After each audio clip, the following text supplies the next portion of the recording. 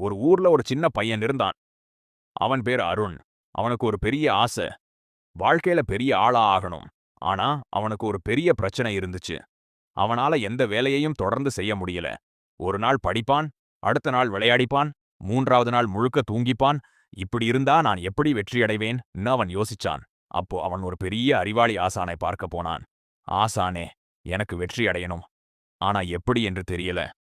சரி, நாளைக்கு காலையில சீக்கிரம் வா. நான் உனக்கு காட்டுறேன்.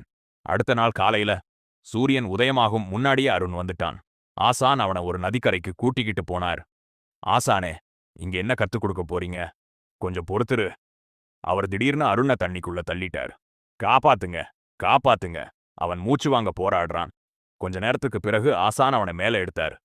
ஆசானே, ஏன் இப்படி செய்தீங்க? நீ தண்ணிக்குள்ள இருந்தப்ப என்ன வேணும்னு அதிகமா நினைச்ச? மூச்சு. மூச்சுதான் வேண்டும். அதுதான் வெற்றியின் ரகசியம். நீ வெற்றியை அந்த மூச்சு மாதிரி தேவைன்னு நினைச்சா யாராலும் உன்னை தடுக்க முடியாது. அதான் ரகசியமா இன்னும் இருக்கு.